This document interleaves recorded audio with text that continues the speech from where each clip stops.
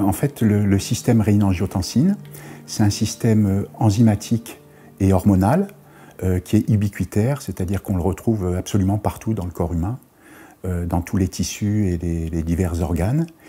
Et c'est un système très important puisqu'il fait fonctionner en fait l'organisme humain. Et c'est pour ça qu'il est présent dans tous les tissus et les organes.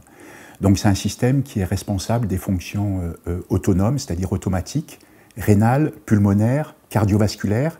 Il pilote aussi les flores microbiennes, donc les différents microbiotes, hein, que ce soit le microbiote intestinal qui est le deuxième cerveau, le microbiote vaginal, buccal, cutané, nasopharyngé, pulmonaire. Et puis il contrôle aussi l'immunité innée. Voilà, donc il pilote cette immunité qui est l'immunité immédiate, non spécifique et très puissante, quel que soit, notamment chez les enfants, et puis quels que soient les microbes, hein, que ce soit des virus, bactéries, champignons ou parasites. Voilà. Donc c'est un système qui est complètement clé dans l'organisme, hein, puisqu'en fait il pilote complètement le fonctionnement des organes et des tissus. Il contrôle aussi diverses fonctions, notamment il contrôle des phénomènes comme l'autophagie. Alors l'autophagie, c'est un processus qui est déclenché par exemple lorsqu'on fait un jeûne généralement de 48 à 72 heures. Donc il y a un processus d'autophagie qui se met en route.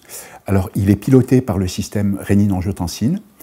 Normalement il est lancé lorsque le récepteur AT1R est suractivé. Donc pour vous expliquer en fait comment fonctionne le système rénine-angiotensine, parce qu'il faut d'abord avoir une idée de la façon dont il fonctionne pour comprendre le mécanisme d'autophagie, c'est que vous avez le foie qui produit donc l'angiotensinogène et le rein qui produit la rénine. Et donc la rénine est une enzyme qui va couper l'angiotensinogène pour donner l'angiotensine 1, qui est une hormone. Et cette angiotensine 1, elle est à son tour clivée par un récepteur qui s'appelle ECA, qui est l'enzyme de conversion de l'angiotensine 1, pour donner l'angiotensine 2. Et cette angiotensine 2, en fait, va être dégradée à son tour par un autre récepteur qui s'appelle ECA2. Et le clivage, en fait, de l'angiotensine 2 par le récepteur ECA2 va produire l'angiotensine 1,7, qui réagit sur d'autres récepteurs, enfin un récepteur qui s'appelle MASR, un récepteur qui s'appelle AT2R. Et ce qui se passe dans le cadre, par exemple, de la Covid, c'est que la protéine spike du coronavirus SARS-CoV-2 reconnaît le récepteur ECA2 et donc gêne la dégradation de l'angiotensine 2 par le récepteur ECA2 en angiotensine 1,7, et ça va se traduire par un excès de cette hormone, de l'angiotensine 2, qui va suractiver son propre récepteur qui a AT1R. Et donc AT1R fait partie du système rénine-angiotensine, et c'est ce récepteur-là qui est responsable des effets très délétères, c'est-à-dire de toutes les pathologies Covid qu'on peut observer, soit lors d'une infection par le virus, soit dans certains cas par la vaccination lorsqu'elle tourne mal. Et donc c'est un récepteur AT1R qui est justement responsable du mécanisme d'autophagie.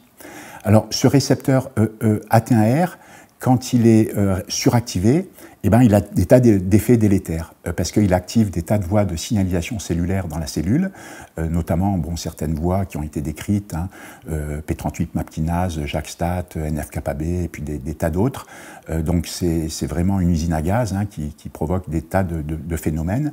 Notamment, c'est un récepteur qui est pro-hypertenseur, donc qui provoque une hypertension, donc une vasoconstriction des vaisseaux sanguins. Il est aussi pro-inflammatoire, c'est-à-dire qu'il va lancer justement la production, la sécrétion de cytokines pro-inflammatoires, hein, tous les interleukines 1, interleukine bêta, interleukine 6, TNF-alpha, interféron gamma, etc. C'est un récepteur aussi qui est pro-oxydant, c'est-à-dire il va activer une enzyme qui est une NADPH oxydase qui s'appelle NOX et qui va produire en fait des particules réactives de l'oxygène, qui sont soit des précurseurs de radicaux libres, soit des radicaux libres. Les principaux, ça va être l'oxygène cingulé, ça va être le peroxyde d'hydrogène, ça va être l'anion superoxyde, les radicaux hydroxyles, etc.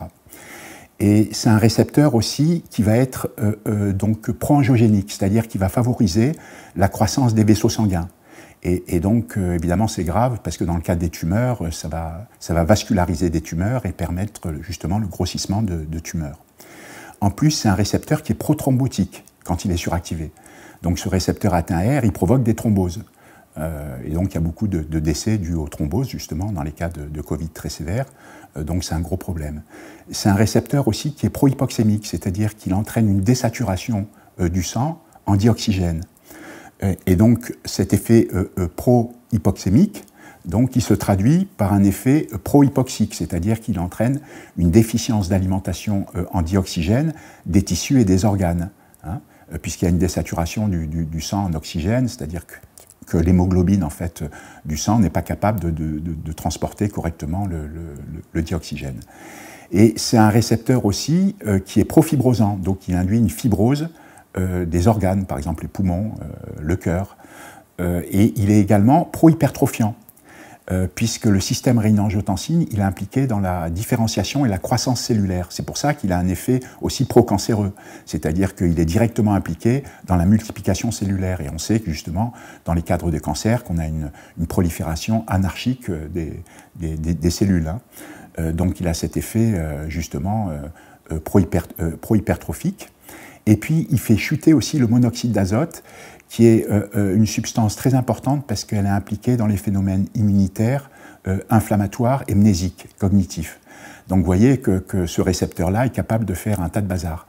Et si vous voulez, ce qui provoque l'activation de ce récepteur, c'est l'excès d'angiotensine 2, qui est dû, par exemple, dans le cas du Covid, à la fixation de la protéine spike sur le récepteur ESA2, qui gêne donc la dégradation de cette hormone, qui va suractiver le récepteur AT1R. Et ben, au niveau de la cellule, normalement, il y a un processus d'autophagie de base qui permet de faire le nettoyage hein, de la cellule. Donc, au cours de ce nettoyage, ben, il y a les protéines qui vont être mal foldées, c'est-à-dire qu'ils vont avoir une structure tridimensionnelle qui est pas bonne, quoi. Et donc ces protéines vont être détruites, vont être mises à l'écart. Vous avez des organites intracellulaires, quand ils sont défectueux, à ce moment-là, ils vont être remplacés. Donc c'est un processus normal, en fait, de nettoyage de la cellule. Alors, il est lancé par la suractivation du récepteur AT1R, mais ce qu'il faut savoir, c'est que l'angiotensine 2, cette hormone, elle est capable de reconnaître deux récepteurs qui ont été identifiés, donc AT1R qui est délétère, hein, justement délétère parce que justement il est pro-inflammatoire, pro-hypoxique, pro-hypoxémique, pro-angiogénique, pro-oxydant, pro-fibrosant, pro-hypertrophiant, il fait chuter le monoxyde d'azote. Et puis il y a un autre récepteur qui est également reconnu par l'angiotensine 2 qui s'appelle AT2R, et lui il fait tout l'inverse. Et ce récepteur est plus affin pour l'angiotensine 2 que le récepteur AT1R, il est à peu près 3 fois plus affin. Ça veut dire que quand il y a l'angiotensine 2 présente dans le milieu, elle va préférentiellement reconnaître ce récepteur AT2R qui lui est bénéfique, parce qu'il fait exactement l'inverse de ce que fait le récepteur AT1R. C'est-à-dire qu'il est anti-hypertenseur, il est anti-inflammatoire, il est anti-angiogénique, il est réducteur, donc antioxydant, il est anti-hypoxémique, anti-hypoxique, antifibrosant, anti-hypertrophiant, et puis il augmente la proportion de monoxyde d'azote. Donc il est très bénéfique, et donc ce processus justement d'autophagie, il est piloté par AT2R, mais il est normalement donc piloté par AT2R, mais quand il y a un excès d'angiotensine 2 et que AT1R est suractivé, à ce moment-là, lui lance ce processus justement d'autophagie qui va être plus marqué. Mais si ce processus d'autophagie est trop exacerbé, à ce moment-là, il devient délétère. Et c'est pour ça que dans le cadre d'un jeûne, le jeûne thérapeutique, s'il est court, s'il est de courte durée, il est bénéfique par rapport à ses mécanismes d'action. Il est bénéfique parce que là, ça fait un espèce de reset sur le système immunitaire, ça remet un petit peu tout en ordre. Par contre, s'il dure trop longtemps, à ce moment-là, le processus est déréglé et au cours de l'autophagie, il va y avoir une atteinte cellulaire délétère. C'est-à-dire que ça va commencer à s'attaquer à des organites qui fonctionnent, etc. Et il devient délétère. C'est pour ça que les jeûnes extrêmes, genre les jeûnes de 40 jours, etc., sont délétères. Mais par contre, les jeûnes très courts, en termes de mode d'action, sont bénéfiques. Et à mon avis, quand on regarde les modes d'action par rapport au système rénine-angiotensine qui pilote en fait, justement, ce mécanisme d'autophagie, moi, je dirais que les jeunes idéaux, ce serait de 3 jours maximum à 1 semaine, parce qu'après, ça devient très délétère. Et il vaut mieux un jeune à l'eau qu'un jeune sec. Et le jeune sec est plus efficace initialement, mais après, ça devient très délétère. C'est-à-dire que si on fait un jeûne qui dure trop longtemps, à ce moment-là, après, il y a des atteintes hépatiques, des atteintes rénales, et ça devient après plus dangereux que salvateur, quoi. C'est un système vraiment qui est clé, et en fait, c'est un système qui est complètement méconnu, parce qu'il est étudié en première année de médecine, et il est complexe, c'est un petit peu la bête noire des étudiants de médecine, parce que le système est quand même complexe à assimiler, et après, pendant toutes les études de médecine, il n'est plus étudié, sauf lorsqu'on fait une spécialisation en néphrologie, où on demande aux personnes qui font cette spécialisation, en fait, de regarder leurs cours de première année. Mais les cours de première année sont assez succincts, c'est vraiment le système rénine-angiotensine dans sa globalité. Et en fait, il est très très complexe, puisqu'il est responsable en fait du fonctionnement de tous les organes, et quand il est dérégulé, c'est-à-dire quand il est suractivé, il est responsable de tas de pathologies. Et ça, c'est nouveau. C'est-à-dire qu'il est responsable de pathologies nerveuses, neurodégénératives. Hein. On retrouve son implication pour Alzheimer, pour Parkinson, pour la démence, pour un petit peu tout, enfin tous les troubles pathologiques, la schizophrénie aussi. On le retrouve au niveau des pathologies gastro-intestinales. On le retrouve au niveau de pathologie du système immunitaire. Il est présent pour le cancer, il est présent pour les maladies auto-immunes, puisqu'il pilote l'immunité innée. Donc en fait, toutes les pathologies, y compris la sarcoïdose, dont on ne connaît pas l'étiologie, en fait, c'est le SRA, c'est le système rénine-angiotensine qui est associé à la sarcoïdose aussi. Donc on se rend de plus en plus compte qu'il a une place complètement centrale. Et en fait, sa dérégulation affecte absolument tous les organes, y compris le cerveau. Et puis tout le système vasculaire aussi, puisque toutes les cellules de l'endothélium vasculaire ont un SRA. Et ce qui est nouveau aussi, c'est que le système rénine-angiotensine, il est présent à la surface des cellules, mais il est présent aussi à l'intérieur des cellules, c'est-à-dire qu'il a une activité autocrine, c'est-à-dire qu'il est capable d'agir sur lui-même.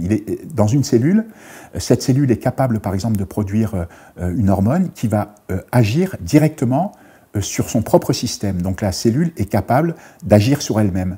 Mais elle a également, en plus de cette activité autocrine, elle peut agir sur des cellules voisines, donc en paracrine. Et elle peut agir à distance via la circulation sanguine en endocrine. Et elle peut également agir en intracrine, c'est-à-dire qu'il y a un système rénine-angiotensine qui est présent dans la cellule, au niveau de toutes les membranes. C'est-à-dire qu'on a pu identifier la présence du système rénine-angiotensine, ce qui est complètement unique, hein, au niveau de la membrane nucléaire, donc sur le noyau cellulaire. On le retrouve aussi sur la face interne des membranes mitochondriales, qui sont les centrales énergétiques de la cellule, et on les retrouve aussi au niveau des endosomes, des lysosomes, des exosomes, du réticulum endoplasmique, du réticulum sarcoplasmique. En fait, il est présent sur toutes les membranes cellulaires, et ça, c'est quelque chose de nouveau. Et en fait, il est présent sur toutes ces membranes parce que, donc il est présent partout, parce qu'il a besoin de tout contrôler. Et c'est pour ça qu'il pilote absolument tout dans l'organisme, et c'est ce qui est nouveau. Personnellement, j'ai fait un article pour soutenir que, à mon sens, le système rénine-angiotensine est responsable de toutes les pathologies humaines non génétiques. Et probablement aussi certaines pathologies humaines génétiques, parce qu'il agit sur la réparation de l'ADN. Donc il intervient dans la réparation de l'ADN, et il intervient aussi sur l'action de la télomérase, qui est une enzyme, en fait, une ribonucléoprotéine qui agit pour allonger les télomères. Et donc le système rénine-angiotensine est aussi impliqué dans le vieillissement cellulaire, dans la sénescence. Donc il y a des répercussions énormes, c'est-à-dire que quand il est bien fonctionnel, il rallonge les télomères, qui sont normalement raccourcis à chaque division cellulaire, et normalement c'est lié à la longévité, hein. Plus les télomères sont courts, et moins on a une espérance de vie élevée, et donc on voit qu'un bon fonctionnement du SRA rallonge les télomères, et donc augmente l'espérance de vie, en tout cas en théorie. Donc, qu'est-ce qui a fait que je me suis intéressé donc, au système rénine-angiotensine? J'ai commencé à m'y intéresser, en fait, en mars 2020. Donc, c'était tout début du confinement. J'ai regardé par curiosité, en fait, ce qui était décrit par rapport au virus SARS-CoV-2, hein, puisque j'avais du temps là, avec le confinement. Ce système rénine-angiotensine, les gens pensent que je suis spécialisé là-dedans, hein, puisque je suis chercheur au CNRS. Or, moi, j'avais strictement aucune connaissance sur ce système en mars 2020. J'en avais jamais entendu parler, je ne savais pas du tout à quoi il servait. Et donc, j'ai commencé à regarder en m'intéressant au SARS-CoV-2, parce que ce qui était décrit par rapport au SARS-CoV-2, c'est que sa protéine spike était capable de reconnaître le récepteur ECA2, qui est l'enzyme de conversion d'angiotensine 2, qui est donc la cible de la protéine spike. Et ce récepteur ECA2 fait partie de ce vaste système enzymatique et hormonal qui est le système rénine-angiotensine. Donc moi, à partir de là, j'ai remonté le fil, c'est-à-dire que j'ai regardé ce qui se passait autour du récepteur ECA2. Et c'est là que je me suis rendu compte que, en fait, ce système, il était extrêmement complexe et il impliquait des tas de ligands, c'est-à-dire des tas de molécules capables de se fixer sur des récepteurs et un certain nombre de récepteurs. Par exemple, le récepteur ECA, l'enzyme de conversion de l'angiotensine 1 en angiotensine 2, le récepteur ECA2 qui transforme l'angiotensine 2 en angiotensine 1,7. Il y a d'autres récepteurs comme AT2R, dont le ligand est l'angiotensine 1,9 et l'angiotensine aussi 1,7. Il y a un autre récepteur qui s'appelle AT4R, qui est fixé, qui a comme ligand en fait l'angiotensine 4. Il y a un récepteur qui s'appelle MRGD, voilà, qui lui est fixé par la lamandine. Et puis il y a le récepteur MAS-R qui est fixé par l'angiotensine 1,7. Donc il y a 4 récepteurs qui sont décrits, qui sont impliqués dans la régulation négative du système rénine-angiotensine. Ça veut dire que quand ce système s'emballe, quand le système rénine-angiotensine est suractivé, par exemple lors d'une infection par le virus SARS-CoV-2, ou bien alors justement quand on reçoit une injection vaccinale qui tourne mal parce qu'on a des comorbidités, parce qu'on est déficient ou carencé en vitamine D par exemple, à ce moment-là ce système s'emballe et l'organisme a un système de régulation négatif, c'est-à-dire qu'il a un système qui permet de freiner le système qui s'emballe. Quand on déraille, c'est-à-dire quand on fait des formes sévères de Covid, c'est que ce système de régulation négative n'a pas été capable en fait de le réguler à la baisse, n'a pas été capable de le freiner. C'est pour ça que la vitamine D est très importante, parce qu'elle agit comme un frein de système rénine-angiotensine. C'est un frein qui l'empêche de s'emballer, parce que la vitamine D a plein de fonctions, mais entre autres, c'est un inhibiteur de la rénine. Et la rénine, c'est justement la molécule qui est produite par le rein, l'enzyme qui permet de dégrader l'angiotensinogène en angiotensine 1, qui est le précurseur de l'angiotensine 2, qui suractive le récepteur AT1R qui est délétère. Et donc elle freine ce système. Et donc moi j'ai commencé à m'intéresser à ce système en début 2020. Et quand j'ai vu son importance, j'ai compris à ce moment-là que ce n'était pas le virus qui était directement responsable des maladies Covid, mais j'ai compris que le virus, en fait, c'était le grain de sable qui faisait une dérégulation de ce système, c'est-à-dire qui gênait le bon fonctionnement du système rénine-angiotensine, et que c'était le dérèglement du système rénine-angiotensine, c'est-à-dire en fait sa suractivation, et notamment la suractivation du récepteur AT1R, qui est le récepteur délétère, qui était responsable de toutes les pathologies Covid. Et là, c'était complètement nouveau, parce que c'est un mode d'action qui est complètement atypique pour un virus. Hein. Tout le monde associait les pathologies Covid au virus qui allait déglinguer des cellules et être directement responsable des pathologies Covid. Et en fait, là, non, c'est une action complètement indirecte. C'est-à-dire que le virus, il intervient dans les pathologies Covid uniquement parce qu'il dérégule ce système physiologique. Et il faut savoir que ce qui a été décrit avant la pandémie de 2019, c'est qu'un dérèglement du système rénine-angiotensine était responsable déjà des pathologies Covid. Et à l'époque, elles n'étaient pas décrites. Donc ça m'a permis, à cette époque-là, donc dès mars 2020, d'anticiper des maladies Covid qui n'étaient pas décrites. Notamment, j'ai décrit dans cet article qui a été publié en avril 2020, j'ai pu décrire en fait toutes les pathologies Covid inconnues, qui n'étaient pas décrites et que maintenant on connaît avec 4 ans de recul. Je vais vous donner quelques exemples. Des atteintes aux yeux, des atteintes à la peau, des dermatites, des acouphènes, aussi des pathologies auto-immunes, puisqu'il contrôle l'immunité innée. Donc j'avais décrit par exemple la sclérose en plaques, la sclérodermie, la polyarthrite rhumatoïde, l'hémophilie acquise, voilà. Des cancers aussi, le déclenchement de cancers, puisqu'il contrôle la différenciation et la prolifération cellulaire. Donc, et le fait en plus qu'il soit pro-angiogénique, donc ça favorise les cancers. Donc j'ai dit qu'il allait être responsable de cancers, qu'il allait aussi provoquer des tas de pathologies, hein, genre Guillain-Barré, bon, y compris des inflammations, hein, des tas d'inflammations, puisqu'il est pro-inflammatoire. Donc c'est ce qu'on voit. On voit qu'il entraîne des problèmes oculaires avec des kératites, hein, c'est-à-dire des inflammations de la cornée, des conjonctivites avec des inflammations de la conjonctive, des uvéites avec l'inflammation de l'UV. Ces inflammations, elles peuvent être responsables de cécité, plus ou moins transitoire, c'est ce qu'on voit. En plus, comme il est pro-hypertenseur, donc vasoconstricteur, il peut faire une constriction et faire donc des atteintes au niveau oculaire. Hein. On peut avoir des troubles de la vision, des pertes de vision. On sait que le SRA, quand il est dérégulé, même en absence de virus, il peut provoquer un SDRA, c'est-à-dire que le système rénine-angiotensine dérégulé peut provoquer un syndrome de détresse respiratoire aiguë, donc des problèmes respiratoires.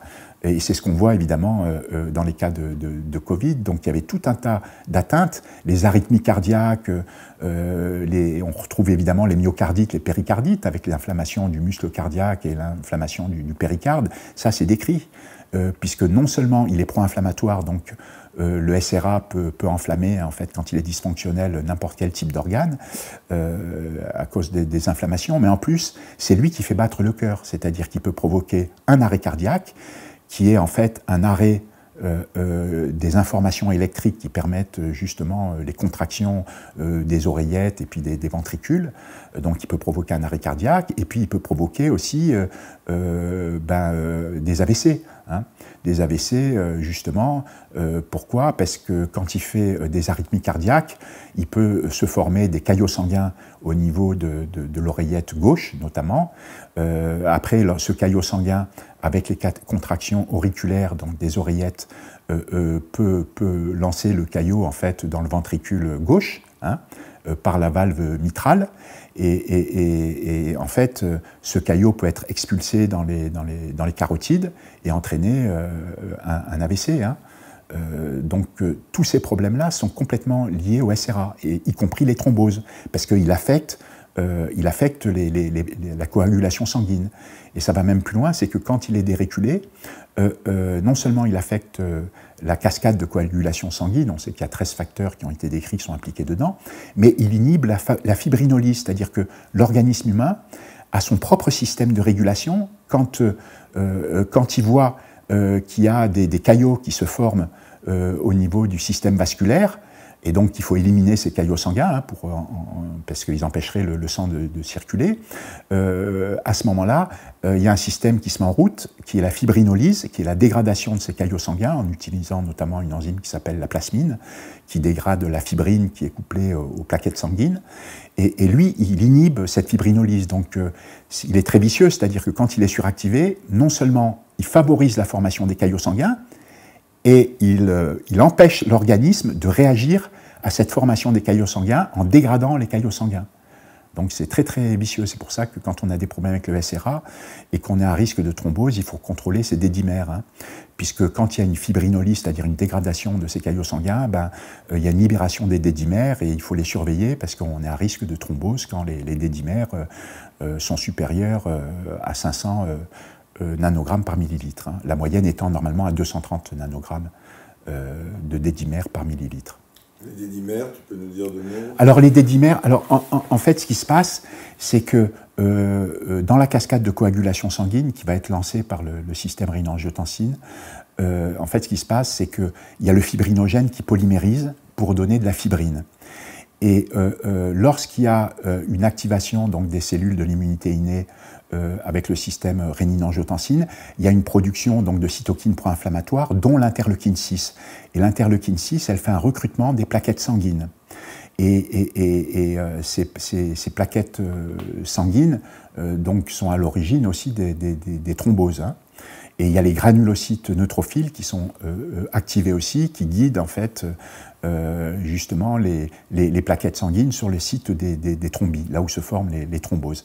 Et donc il y a les caillots sanguins qui se forment, hein, c'est-à-dire qu'il va y avoir une polymérisation du fibrinogène en fibrine par une enzyme qui s'appelle la thrombine. Et l'organisme réagit donc par une fibrinolyse pour éviter qu'il y ait des caillots sanguins qui sont là. Ces caillots sanguins sont repérés par un facteur qui s'appelle le facteur de von Willebrand, qui circule en fait dans le système vasculaire, qui regarde quand il y a des aspérités, etc., et qui fait un peu le gendarme, la sentinelle en fait dans le système sanguin. Et à ce moment-là, il y a une fibrinolyse qui est ordonnée pour enlever ces caillots sanguins, qui implique la plasmine. Et donc cette plasmine, justement, dégrade la fibrine, et en dégradant la fibrine, elle relargue des dédimères. Et c'est pour ça que le taux sanguin qu'on a de dédimères reflète en fait un peu les caillots sanguins qu'on a dans le corps. Ça traduit directement en fait les caillots sanguins qu'on a dans le corps. Et lorsque ces caillots sanguins ces dédimères, ce taux de dédimères est élevé, à ce moment-là, il faut réagir parce qu'on a un risque de thrombose. Alors comment réagir ? Il y a des médicaments qui existent pour ça, par exemple le Plavix, mais surtout, il est recommandé, par exemple, de prendre de l'acide acétylsalicylique, qui est plus connu sous le nom d'aspirine. Et il faut prendre soit du cardégique, soit de l'aspigique, c'est-à-dire de 50 à 75 mg, parce que ce sont des antiagrégants plaquettaires, et donc ça empêche, ça fluidifie le sang, et ça empêche les caillots sanguins de se former. Alors, il faut se méfier des dédimères parce que normalement c'est 230 nanogrammes de dédimères par millilitre de sang, mais ça dépend aussi des personnes, c'est-à-dire que les femmes enceintes ont des taux normaux de dédimères qui sont plus élevés. Ce taux de dédimères, il varie aussi en fonction de l'âge de la personne. Plus on vieillit, plus le taux de dédimères augmente. Si on a subi, par exemple, une opération, on a un taux de dédimères qui est plus élevé. Si on a des œdèmes, si on a pris des coups, hein, par exemple une femme battue qui a pris des coups, elle va avoir un taux normal de dédimères qui va être plus élevé. Donc ce taux de dédimères n'est pas fixe. Mais par contre, quand ça dépasse les 500 nanogrammes de dédimères par millilitre de plasma, là c'est qu'on est à risque et qu'il vaut mieux prendre de l'aspirine. Voilà. Et c'est une substance incroyable, l'aspirine.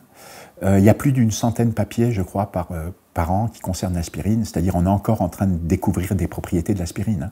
C'est absolument fou, hein. C'est antipyrétique, anti tout ce qu'on veut, et ça a été décrit pour avoir un effet bénéfique dans les cas du Covid, hein, justement. Hein. Donc dans les pathologies Covid, il intervient, c'est une molécule extraordinaire, un peu comme la vitamine D. Depuis mars 2020, j'ai fait plus de 80 articles, je ne sais pas, maintenant je dois être peut-être à 84 ou quelque chose comme ça. Et sur le système rénine-angiotensine, j'ai dû en faire peut-être une cinquantaine, mais d'articles scientifiques, hein, c'est-à-dire d'articles revus par les pairs et publiés en anglais dans des journaux scientifiques. Voilà. Il concerne un petit peu tout. Le lien, par exemple, entre le SRA et les pathologies Covid. Donc ça a été le premier papier. Après, on a publié, disons, sur l'intérêt des molécules qui agissent sur le système rénine-angiotensine pour traiter les pathologies Covid. Donc on avait soulevé très très tôt, hein, dès avril 2020, on avait présenté des molécules qui étaient des candidats médicaments pour traiter le Covid. Par exemple, c'est l'angiotensine 1,7, c'est l'angiotensine 1,9, ça va être l'angiotensine 4, ça va être la lamandine, ça va être l'angiotensine A aussi, qui est un précurseur de la lamandine. Donc on avait mis en évidence que ces molécules, qui sont des ligands, des récepteurs, qui sont impliqués dans la régulation négative, c'est-à-dire dans le frein en fait, du système rénine-angiotensine, eh ben, ce sont des molécules candidates pour traiter un Covid. En plus, ce sont des molécules naturelles. Alors il y a d'autres molécules d'intérêt. Par exemple, les inhibiteurs de l'enzyme de conversion. Donc du récepteur ECA. Donc ce sont des médicaments comme le captopril, tous les médicaments qui se terminent en pril, ce sont des inhibiteurs ECA. Alors le récepteur ECA, lui, il transforme l'angiotensine 1 en angiotensine 2, qui est, lorsqu'il est en excès, le suractivateur du récepteur AT1R, qui est très délétère. Et donc il y avait un intérêt à inhiber justement l'activité du récepteur ECA. Alors il faut surveiller quand même sa tension artérielle parce que ce sont des antihypertenseurs, ce sont des médicaments antihypertenseurs. Mais à faible dose, ils pourraient traiter des pathologies Covid quand on ne fait pas d'hypertension, par exemple. Donc les inhibiteurs ECA, donc c'est les molécules comme le captopril, mais il y a également des sartans.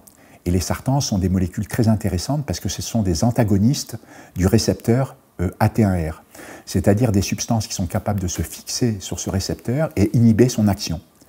Alors, il y a toute une famille de sartans. Par exemple, vous avez le losartan, vous avez le telmisartan, l'olmesartan, le valsartan, voilà, vraiment toute une famille. Alors, ce sont des substances qui sont des antagonistes d'AT1R, donc elles sont des médicaments potentiels pour traiter des Covid et pour traiter aussi d'autres pathologies, hein, que ce soit des cancers, des maladies auto-immunes, des pathologies neuropsychiatriques ou neurodégénératives. En fait, ça doit agir, avoir un effet bénéfique sur tout, y compris sur la sarcoïdose, puisque ce sont des molécules qui bloquent le processus d'autophagie délétère, hein, celui qui commence à dégrader des organites ou des protéines bien foldées ou des organites qui sont fonctionnels, hein, intracellulaires. Donc dans les sartans, vous avez par exemple le losartan. Alors ce losartan, il a une demi-vie très courte, elle est de 2 heures. Par contre, vous avez le telmisartan, qui est aussi un antagoniste d'AT1R, lui il a une demi-vie qui est très élevée, qui est de 24 heures. Et puis vous avez d'autres récepteurs intermédiaires, vous avez par exemple l'irbesartan qui a une demi-vie de 13 heures, vous avez l'olmesartan qui a une demi-vie de 12 heures, vous avez le candesartan qui a une demi-vie de 9 heures. Donc vous voyez, il y a des différences au niveau des sartans. Le plus puissant, le plus affin pour le récepteur AT1R, c'est le candesartan. Généralement, on utilise entre 4 et 32 mg de candesartan. Donc c'est le plus affin, mais ce n'est pas celui qui a la demi-vie la plus élevée. Et vous savez, l'activité des sartans, ben ça va dépendre aussi de l'absorption. Hein. L'absorption par l'organisme de ces sartans, ça dépend aussi de la demi-vie, et puis donc de l'affinité en fait de ce médicament par rapport au récepteur AT1R. Donc il y a des variations. Ça veut dire en gros que malgré ces familles de sartans, il y a des différences très probablement en termes d'activité de ces sartans, puisqu'ils ne vont pas être équivalents. En plus, il y a énormément de voies de signalisation cellulaires qui peuvent être lancées par justement le récepteur AT1R. Et donc, ces sartans ont des structures chimiques, c'est-à-dire une composition atomique qui va être différente, hein, forcément, ce ne sont pas les mêmes molécules. Et donc, il y a certaines voies, certainement, qui vont pouvoir être affectées par certains sartans et pas d'autres. C'est-à-dire que leur activité va probablement pas être complètement équivalente, quoi.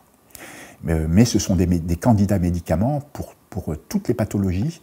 Et ça, c'est ce que j'ai décrit plus récemment, parce que je n'avais pas percuté tout de suite sur l'importance du SRA par rapport à des pathologies autres, entre guillemets.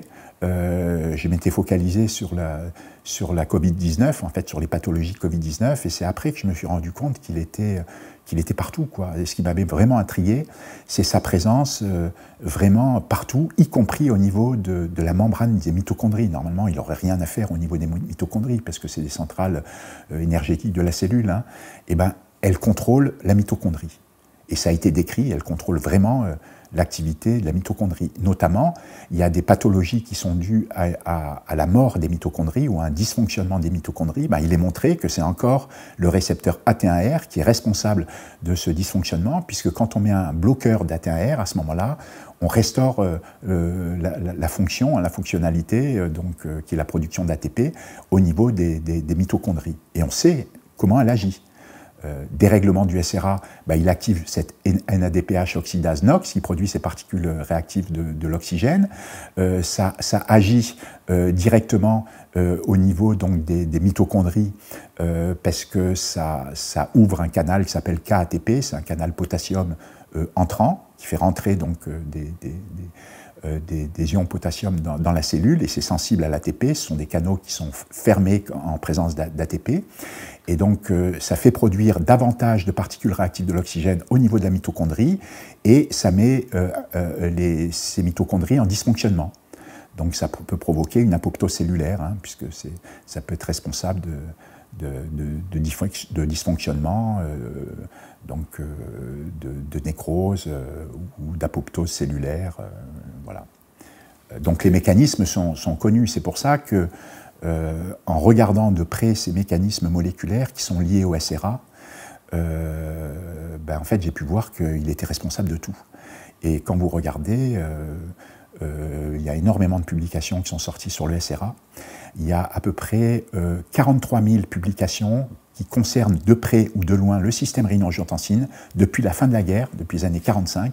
Alors souvent, ce sont des publications qui concernent de loin le système rénine-angiotensine, mais il n'y a aucun travail qui permettait d'avoir une vue globale de ce système. C'est-à-dire que c'était vraiment, ce sont des travaux généralement qui sont très très spécialisés, qui vont concerner une molécule ou un type cellulaire ou un organe particulier. Généralement, ce sont les physiologistes qui travaillent sur le SRA, donc les immunologistes, les virologues, souvent même les pharmacologues ne connaissent pas ce système, hein. C'est pour ça que les microbiologistes, ils ne savent pas ce que c'est, hein, ils ne le connaissent pas du tout. Et c'est pour ça que les microbiologistes qui travaillaient sur le SRA, ils ne l'ont pas vu venir avec le SRA. Enfin, ceux qui travaillaient sur le SARS-CoV-2, plutôt, n'ont pas vu venir ce dérèglement du SRA parce qu'ils ne savent pas ce que c'est. Même actuellement, ils ne savent pas encore ce que c'est. Or, il est responsable de tout, même au niveau du fonctionnement du système immunitaire. Parce que quand le SRA est dérégulé, il provoque des tas de phénomènes. Il y a un phénomène, par exemple, qui est le syndrome d'activation macrophagique.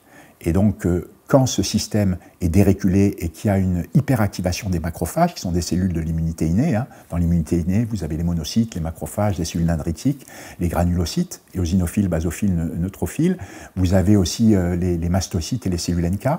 Et ben, dans le SAM, le syndrome d'activation macrophagique, vous allez avoir ces macrophages hyperréactifs qui vont se mettre à s'attaquer aux cellules sanguines, aux cellules produites par la moelle osseuse. Et ils vont provoquer donc un phénomène qui s'appelle l'hémophagocytose.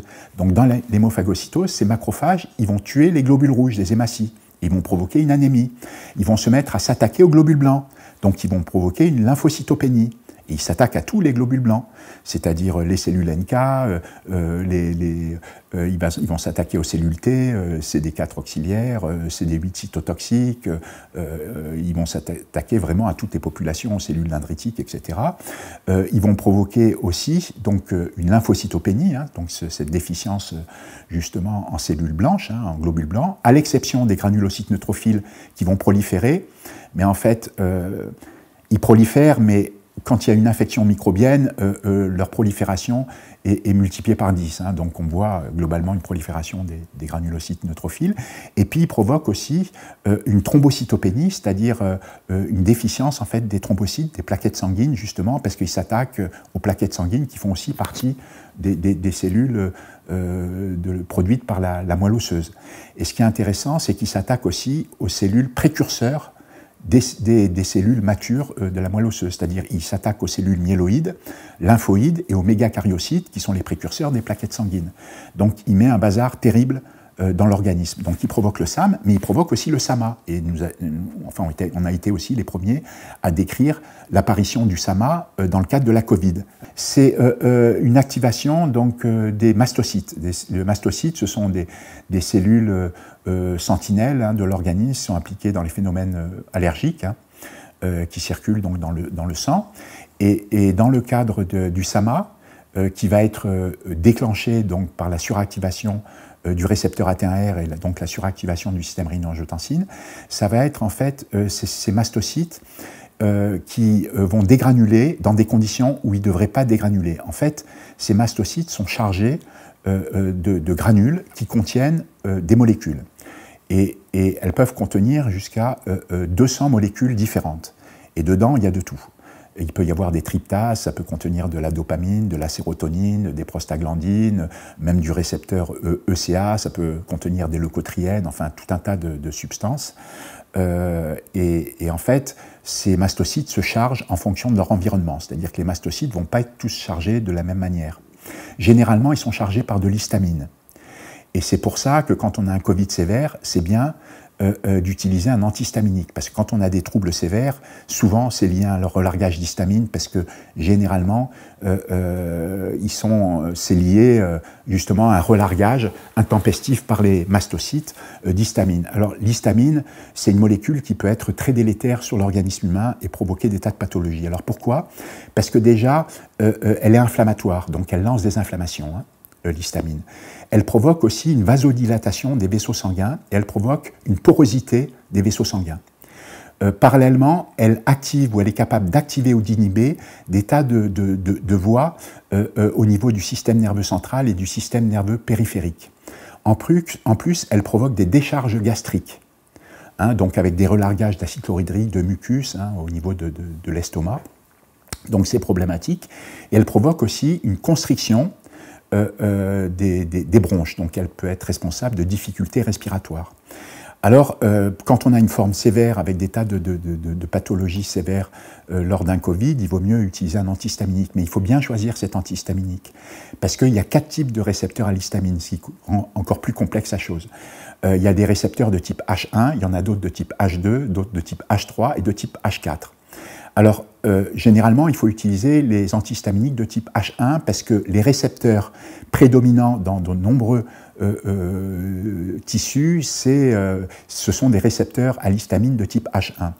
Alors, les bloqueurs qu'on peut utiliser, ça va être par exemple l'Airus, le Bilasca, la bilastine, la cétirizine, le kétotifène, la claritine, bon, tout ça, ce sont en fait des antihistaminiques de type H1. Alors, les récepteurs de type H1, on les trouve préférentiellement au niveau des muscles lisses, donc ça va être les bronches, les intestins, mais on les retrouve aussi au niveau des fibres nerveuses, et on les retrouve au niveau des cellules immuno-inflammatoires, donc ça va être les monocytes, les macrophages, cellules dendritiques. Les récepteurs à l'histamine de type H2, ils vont être prépondérants au niveau du cœur et de l'estomac.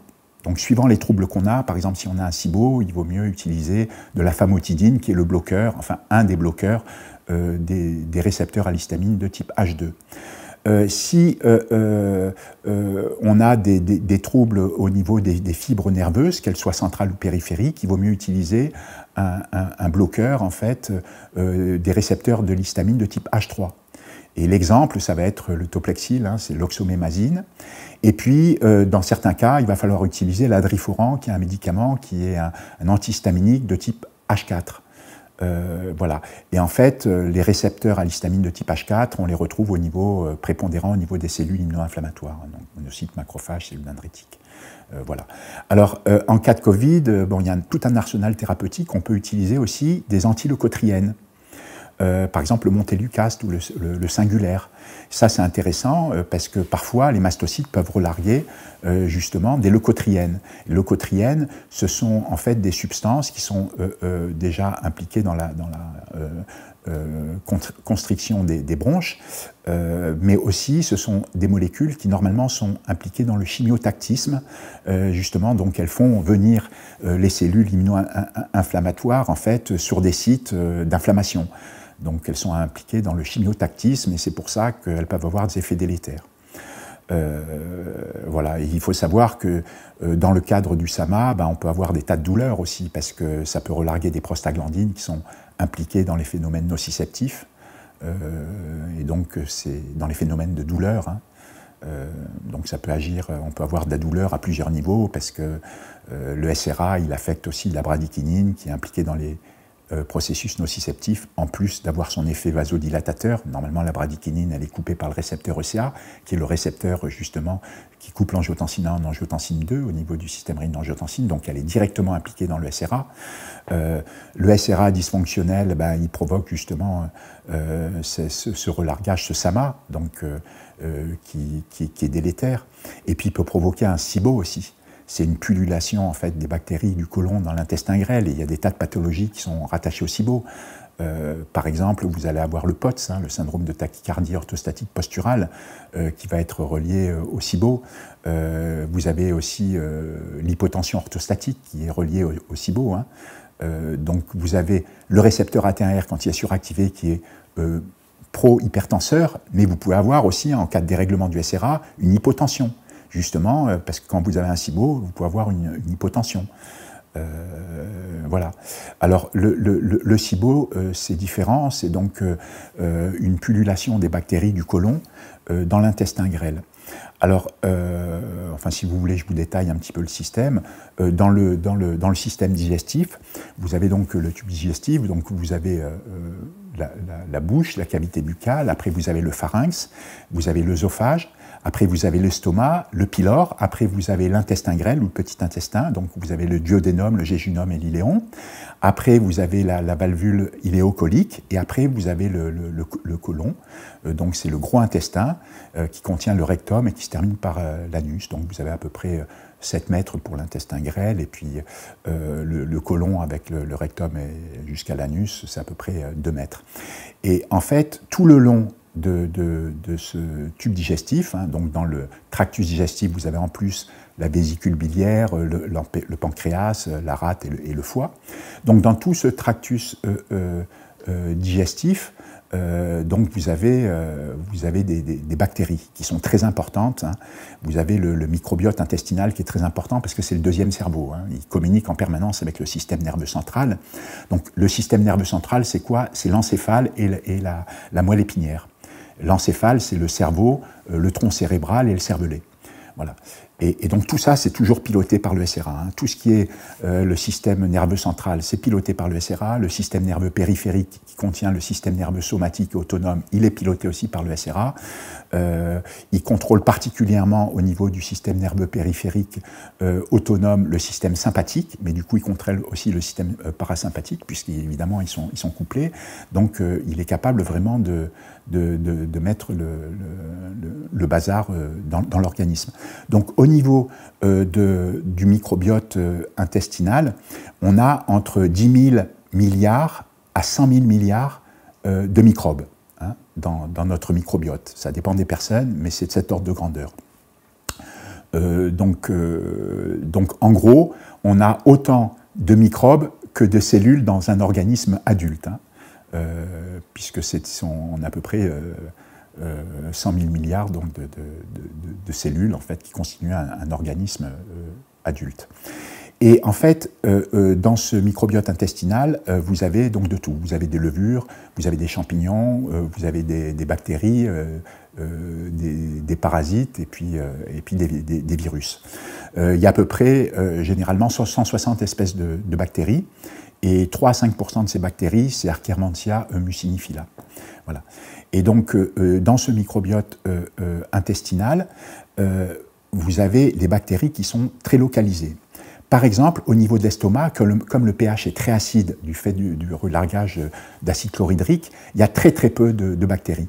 Et ce sont des bactéries donc, acidophiles qui aiment bien donc, le milieu acide et en présence d'oxygène. Mais il y en a très peu.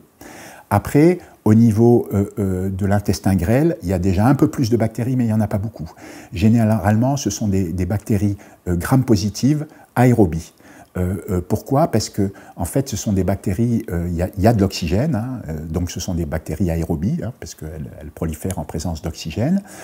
Plus on avance dans l'intestin grêle, c'est-à-dire plus on passe du duodénum à l'iléon, hein, juste avant la valvule iléocolique, et plus ça s'enrichit en bactéries, disons en microbes, et notamment en bactéries qui vont être de moins en moins acides, hein, c'est-à-dire qu'elles vont pouvoir croître en milieu de moins en moins acide et en présence de moins en moins d'oxygène. Parce que quand on arrive dans le côlon, ce sont des bactéries anaérobies, donc qui n'ont pas besoin d'oxygène pour proliférer, et ce sont des bactéries qui sont gram-négatives. Donc les bactéries gram-négatives, ce sont des bactéries qui ont en fait 2 membranes séparées par un périplasme et dedans il y a une petite couche de peptidoglycans, alors que les bactéries gram-positives, ce sont des bactéries qui ont une seule membrane et une grosse couche épaisse de peptidoglycans qui sert d'armure en fait aux microbes. Voilà. Et donc vous avez ces bactéries donc dans le cadre du SIBO, hein, qui est déclenché, donc je répète, par la suractivation du récepteur AT1R, c'est-à-dire par le dérèglement du SRA. Vous avez ces bactéries du côlon qui vont passer en fait la valvule iléocolique et qui vont remonter dans l'intestin grêle. Et en fait, elles vont mettre le bazar parce qu'elles vont se mettre à proliférer dans l'intestin grêle. Et normalement, elles ne devraient pas être là. Hein, c'est-à-dire que normalement, chaque partie du tube digestif, normalement, il y a certains types de bactéries particulières qui ont un job à faire. Et là, elles viennent mettre le bazar parce que ce sont des bactéries, normalement, qui sont impliquées dans la fermentation des aliments qui ont déjà été digérés. Alors qu'au niveau de l'intestin grêle, ça va être justement l'absorption des nutriments pour qu'ils puissent passer dans la circulation sanguine. Et quand il y a un dérèglement du SRA, et c'est pour ça que le système rénin-angiotensine met le bazar quand il est dérégulé, c'est qu'il inhibe le péristaltisme, c'est-à-dire il inhibe la contraction des muscles lisses qui permet aux aliments d'avancer dans le tube digestif. Donc il inhibe ce péristaltisme. Et aussi, ce qu'il fait, c'est qu'il inhibe des transporteurs d'acides aminés. Et les acides aminés qui vont provenir de la dégradation des protéines en fait, dans le tube digestif, ces acides aminés, ben, les cellules en ont besoin. Et en inhibant des transporteurs d'acides aminés, donc, il va nous rendre déficients en certains types d'acides aminés. Et vous allez voir l'importance de certains acides aminés, c'est que vous avez par exemple des transporteurs du tryptophane. Le tryptophane, cet acide aminé aromatique, c'est un précurseur de la mélatonine et de la sérotonine. C'est très important. Mélatonine impliquée dans les rythmes circadiens, hein, elle agit en tandem avec la vitamine D. Et puis vous avez la sérotonine qui est un neurotransmetteur, hein, qui est donc très important. Donc la sérotonine, normalement à 95%, elle est fabriquée par des bactéries gastro-intestinales, hein, elle est fabriquée dans les intestins. Mais normalement, cette sérotonine, normalement, elle est fabriquée au niveau donc, de l'épiphyse, hein, de la glande pinéale, quoi. Voilà. Donc ça va inhiber donc, cette production de mélatonine, également de sérotonine, et puis ça va inhiber aussi l'absorption d'acides aminés qui s'appellent la phénylalanine et la tyrosine, qui sont deux acides aminés aussi aromatiques. Alors en fait, il y a trois types d'acides aminés aromatiques. Il y a le tryptophane, et il y a la phénylalanine et la tyrosine. Donc le tryptophane, ben, il permet donc la production de sérotonine et de mélatonine, et puis la phénylalanine et la tyrosine sont des précurseurs de la dopamine, de la noradrénaline et de l'adrénaline. Donc ce sont des substances évidemment hyper importantes pour le fonctionnement du corps humain, hein. Notamment ce sont des neurotransmetteurs donc, qui sont très importants. Et puis ça inhibe aussi le transport d'acides aminés basiques. Les acides aminés basiques, vous avez la lysine et l'arginine. Et ça va inhiber aussi le transport de dérivés de ces acides aminés qui sont en fait généralement non protéinogènes, c'est la citruline et l'ornithine. Donc l'ornithine, c'est un analogue en fait de la lysine, hein. Sur la chaîne latérale de la lysine, vous avez CH2,4 NH3+, et l'ornithine, c'est CH2,3 NH3+, donc c'est un analogue raccourci en fait, de la lysine. Et puis vous avez l'arginine, qui est un acide aminé basique, chargé, qui est un noyau ganidinium, et vous avez en fait la citruline, qui est un analogue de l'arginine, mais qui n'est pas chargé. Et ben, le dérèglement du SRA va inhiber le transport de ces quatre acides aminés ou dérivés, disons, d'acides aminés. Et donc, ces acides aminés-là, ou ces dérivés d'acides aminés-là, sont des précurseurs du monoxyde d'azote. Et le monoxyde d'azote est très important parce qu'il est impliqué dans les phénomènes nésiques, immunitaires et inflammatoires.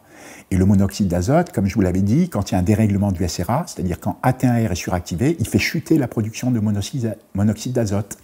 Alors que tous les récepteurs qui sont impliqués dans la régulation négative du SRA, donc AT2R, MAS-R, MRGD, AT4R, ils font l'inverse, ils augmentent la production de monoxyde d'azote. Donc il y a un effet bénéfique. Ben, vous voyez que quand on inhibe le transport des acides aminés tels que la lysine, l'arginine, l'ornithine et la citruline, à ce moment-là, on empêche quelque part la fabrication de ce monoxyde d'azote qui est très important. Voyez, donc en fait, tout est lié. Donc ce SIBO est vraiment problématique parce que aussi, les bactéries qui normalement sont dans l'intestin grêle, ben, ce sont des bactéries qui sont bénéfiques. Alors pourquoi elles sont bénéfiques? Parce qu'elles nous produisent des acides gras à chaîne courte, dont on a besoin, qui sont très bénéfiques. C'est pour ça qu'on prend des oméga 3, hein, qui n'existent pas chez l'homme, mais on prend des acides gras à chaîne courte parce qu'ils ont un effet bénéfique. Mais ils nous produisent également des tas de substances, ils sont impliqués dans l'homéostasie, par exemple au calcium, l'homéostasie au magnésium, donc ils nous produisent des tas de substances bénéfiques, c'est eux qui nous produisent les folates, donc ils nous fabriquent les vitamines B, donc qui nous mettent en carence quand il y a un SIBO, qu'il y a un dysfonctionnement justement dans le tractus digestif, ben à ce moment-là, Avec le SIBO, on a des carences, hein, notamment en vitamine B. On a des carences, ils sont importants aussi pour la fabrication de la vitamine K, qui est impliquée dans la coagulation. Donc c'est vraiment problématique parce que ça nous met en carence de tas d'oligo-éléments, d'électrolytes, etc. Et puis aussi en nutriments, hein, puisqu'ils sont impliqués dans les nutriments. C'est pour ça qu'il faut se supplémenter en cas de SIBO avec des tas de choses, notamment de la vitamine B3, la niacine qui est très importante, la vitamine B1, la thiamine qui est très importante parce qu'elle est impliquée justement dans l'absorption des nutriments, en plus des vitamines telles que la B6, B12, voilà. Et si vous voulez, ce qui est le plus grave, c'est que quand il y a un dysfonctionnement du SRA qui dure longtemps, à ce moment-là, c'est très délétère parce qu'il y a une surexpression du récepteur délétère AT1R quand il y a un problème. C'est-à-dire, par exemple, quand on a un Covid long depuis moins de 3 mois, on peut facilement rattraper le SRA. C'est très facile, il faut prendre les substances qui fonctionnent et on arrive à le réguler. Par contre, quand le SRA est dérégulé depuis un certain temps, il y a des tas de carences qui apparaissent. Et notamment, il y a aussi une surexpression du récepteur délétère AT1R. Et là, tout s'amplifie, c'est-à-dire que ça nous met davantage en carence en vitamine D, parce que ça consomme encore plus de vitamine D. Il y a de plus en plus de récepteurs délétères, et il y a de plus en plus de carences, d'insuffisances, etc. Et bon, je vais vous donner un exemple. Par exemple, on va avoir une chute terrible d'iode. C'est pour ça qu'il faut se supplémenter en iode, hein. Il faut prendre de l'iode, hein. C'est à peu près 400 microgrammes par jour pour compenser cette chute d'iode, hein, qui est très importante, parce que, notamment pour la thyroïde, hein, pour un fonctionnement de la thyroïde, hein, puisque l'iode, elle permet justement de transformer la T2 en thyroxine, hein, l'hormone qui fait fonctionner la thyroïde, et la T3 est transformée en T4, en thyroxine, justement, grâce à l'iode. Donc il faut avoir de l'iode. Après, on a des chutes de cortisol, hein, l'hormone du stress. On a une chute importante. Au début d'un Covid, on a un pic de cortisol, et puis après, ce cortisol, il devient très déficitaire, hein. Voilà, et puis on a de plus en plus le parasympathique, le nerf vague, qui fonctionne mal, hein. Plus on a un SERA qui est dérégulé, et moins il marche bien, et plus il est dérégulé depuis longtemps, et moins il marche. Donc il faut trouver des moyens de le stimuler. Voilà, donc il y a des tas de problèmes qui apparaissent. Vous avez aussi une hypokaliémie qui apparaît et qui est très délétère, hein, parce que cette hypokaliémie, elle est responsable de parésie, c'est-à-dire de paralysie de membres. Et cette hypokaliémie, elle peut être responsable aussi du syndrome de fatigue chronique, hein, de l'encéphalomyélite myalgique, que les Covid longs, malheureusement, connaissent bien, parce qu'il y en a beaucoup qui souffrent d'encéphalomyélite myalgique. Et bien ça, c'est provoqué par l'hypokaliémie. Et cette hypokaliémie, elle peut être provoquée par un SRA qui est dysfonctionnel.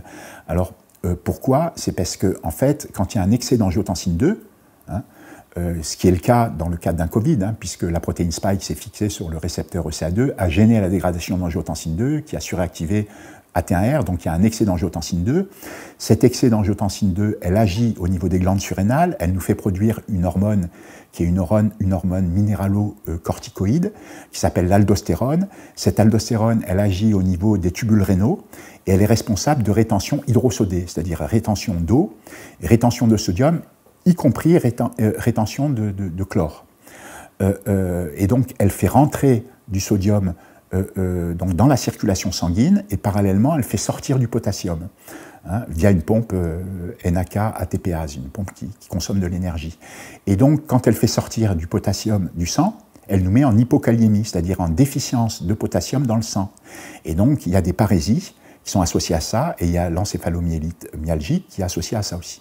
Alors, elle est associée à d'autres choses, hein, un SIBO peut aussi l'entraîner, enfin, voilà.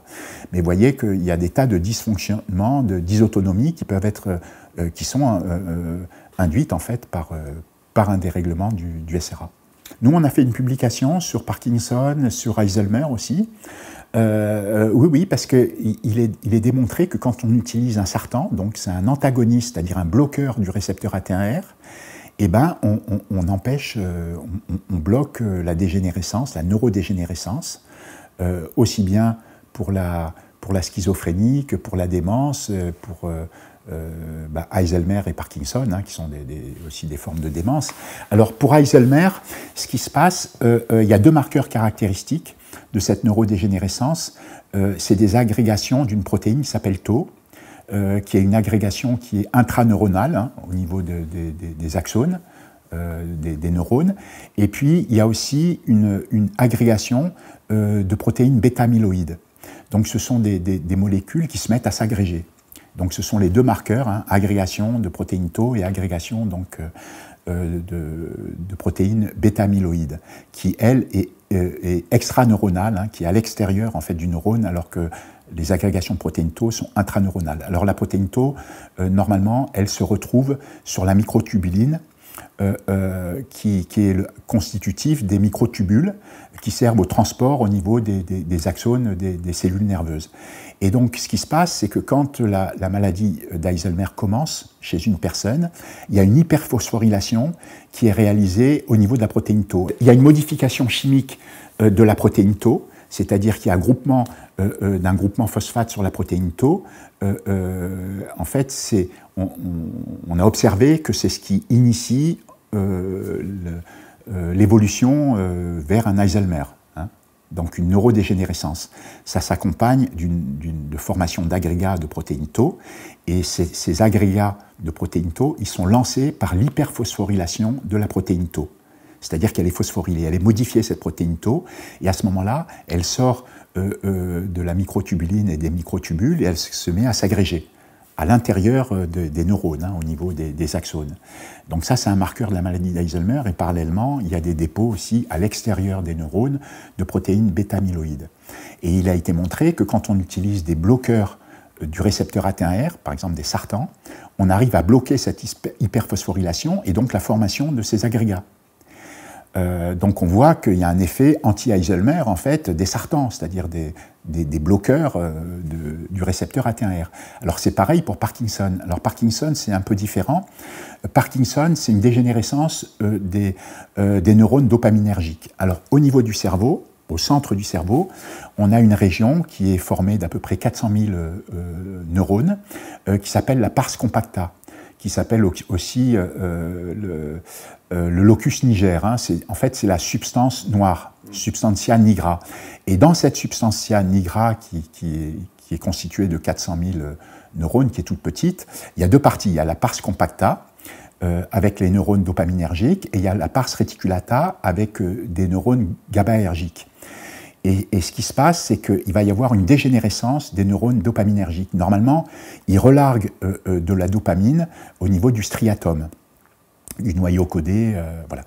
Et en fait, ils se mettent à déconner, en fait, et ils relarguent de moins en moins de dopamine au niveau du striatum, jusqu'à ne plus en relarguer. Il y a une dégénérescence, c'est-à-dire que ces neurones meurent. Alors, ils meurent parce qu'ils se forment aussi des agrégats, ils se forment des corps de Lewy, ça s'appelle, et ces corps de Lewy contiennent deux types de molécules, des neurofilaments, qui s'agrège aussi, et de l'alpha-synucléine qui s'agrège aussi. C'est une protéine qui est impliquée dans la formation des synapses. Et donc, ces corps de Lewy, quand ils se forment, c'est très mauvais signe, c'est qu'on évolue vers un Parkinson. Donc, au début, c'est les neurones dopaminergiques qui sont affectés, et après, ça va être la transmission sérotoninergique, adrénergique, et puis aussi acétylcholine. Donc, petit à petit, ça s'étend à tout type de neurones.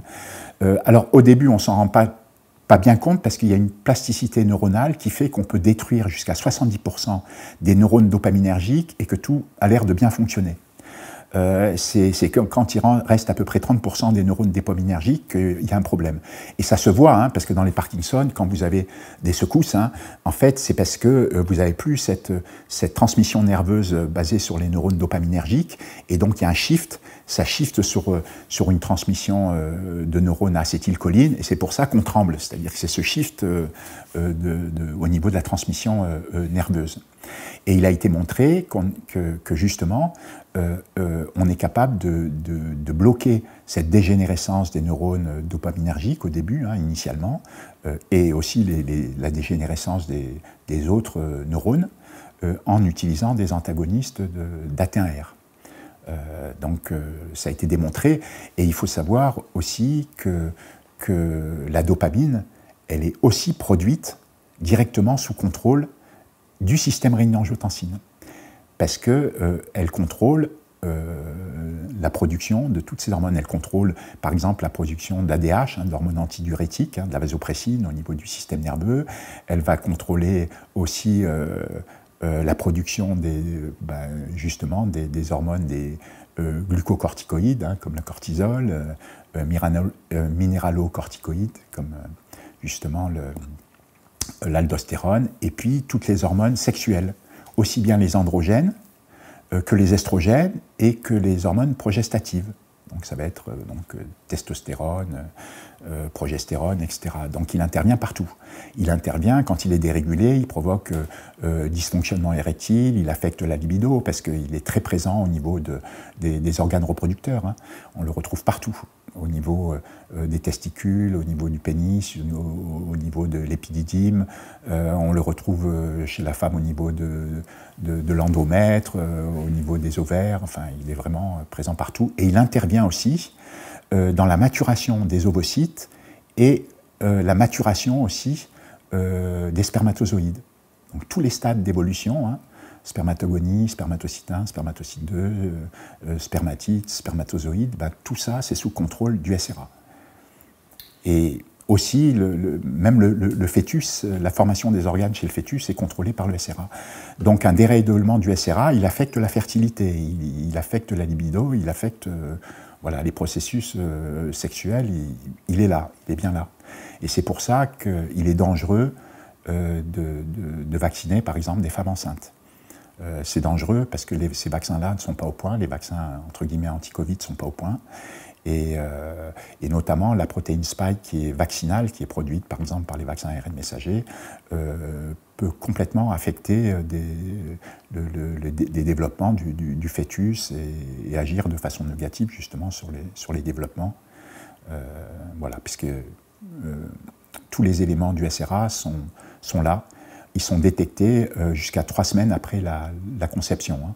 Donc ils sont détectés très tôt. Et évidemment qu'ils sont présents dès le début. Hein. C'est-à-dire que ce n'est pas parce qu'on les détecte au bout de 3 semaines qu'ils sont présents juste au bout de 3 semaines, c'est qu'on les détecte au bout de 3 semaines. Mais ils sont forcément actifs dès le début. L'utilisation d'antihypertenseurs peut conduire à des problèmes sexuels, un problème de baisse de libido, dysfonctionnement érectile. Bon, on a même fait un article scientifique sur le dysfonctionnement érectile suite au Covid, un Covid moyen, modéré, enfin voilà. Et oui, parce que ça affecte la volémie aussi, hein, le volume sanguin. Hein. La volémie est complètement contrôlée par le SRA, qui est affecté justement dans le cadre d'un Covid, hein, de la suractivation d'AT1R.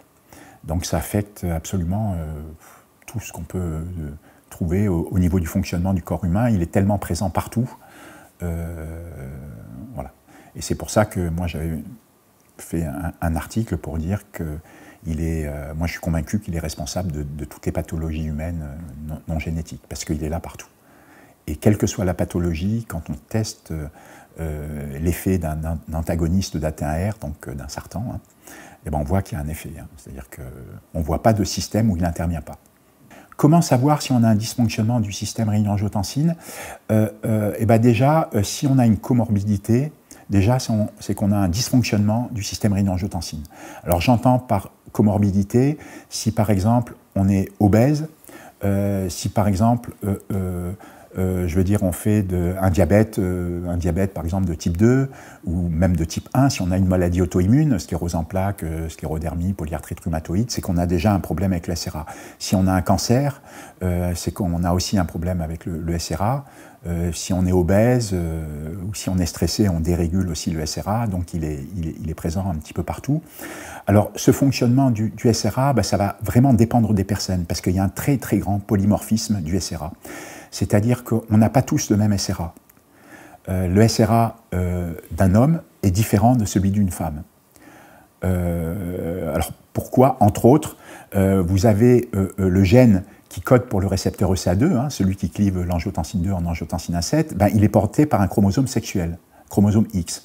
Vous avez le récepteur AT2R qui est ciblé par l'angiotensine 2, qui lui aussi est codé par le chromosome sexuel X. Donc AT1R, lui, il est codé par le chromosome 3, donc c'est un autre chromosome, mais on voit déjà qu'il y a un lien avec le sexe. Hein.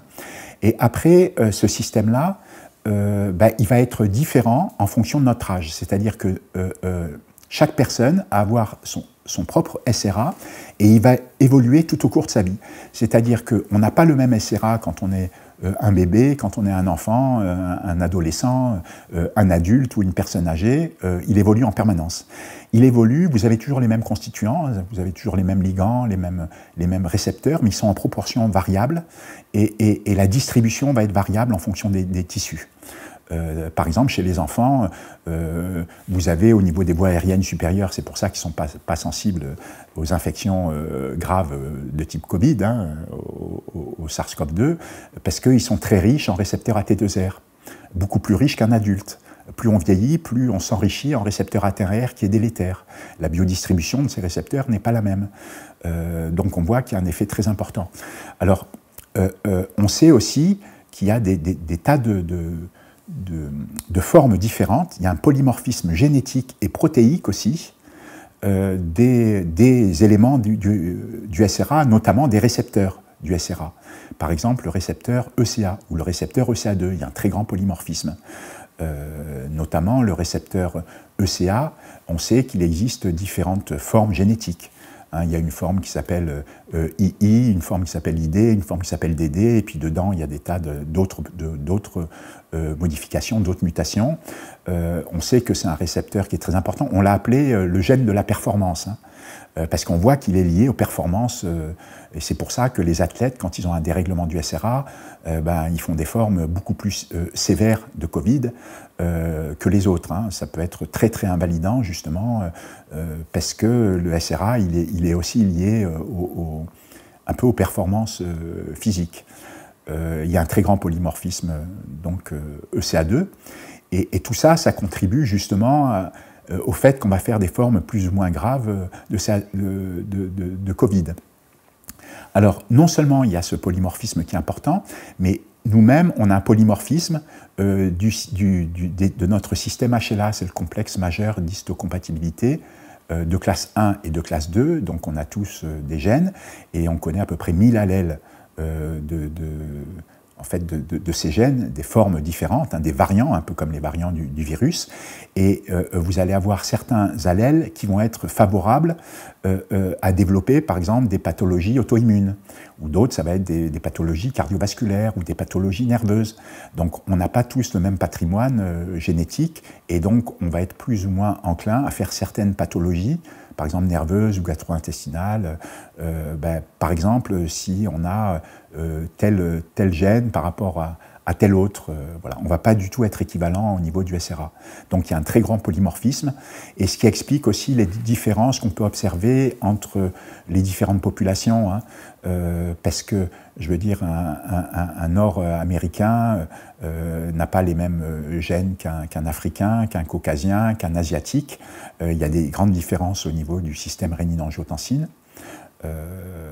Voilà, donc ces différences génétiques, elles expliquent aussi les différences de formes plus ou moins graves qu'on peut faire justement quand on a une dérégulation du SRA. Si on a une comorbidité, c'est qu'on a déjà un dérèglement du SRA. Donc comorbidité, ce sera par exemple si on a un cancer, si on a une maladie auto-immune, si on fait un diabète, voilà, si on est obèse, si on est stressé, etc., c'est qu'on a déjà un dérèglement du SRA.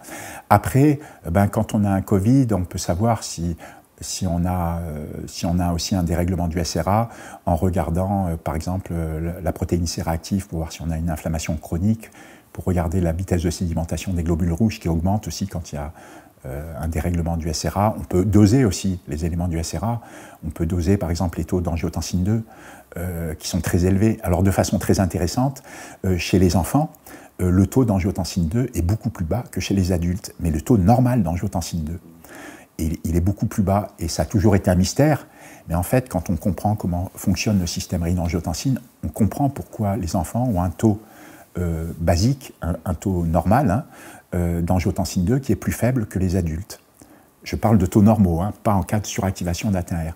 Alors pourquoi? Parce que l'enfant va avoir beaucoup plus de récepteurs AT2R que AT1R. Et ce récepteur AT2R, il est la cible de l'angiotensine 2, comme le récepteur AT1R. C'est-à-dire que l'angiotensine 2, cette hormone, va reconnaître aussi bien AT1R que AT2R. Mais elle est beaucoup plus affine pour le récepteur AT2R, à peu près 3 fois plus affine.